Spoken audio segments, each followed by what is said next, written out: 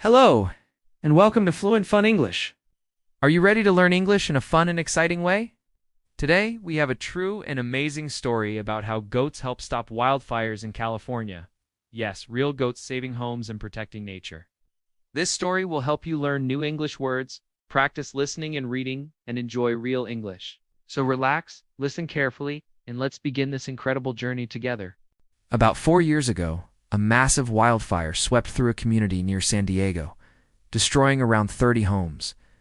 After the rebuilding process, nature took over again, and thick grasses, bushes, and shrubs grew back quickly. This dense vegetation created a serious fire hazard. To address this, the city council requested bids to clear the brush. The lowest bid they received was $50,000, but that included providing breakfast and lunch to the workers for 6 weeks. When the city refused and offered only unlimited coffee and a daily donut, the bid was rejected. Looking for alternatives, the council posted a call for help online. That's when 2 livestock herders saw the request, one sheep herder from Montana and one goat herder from San Bernardino.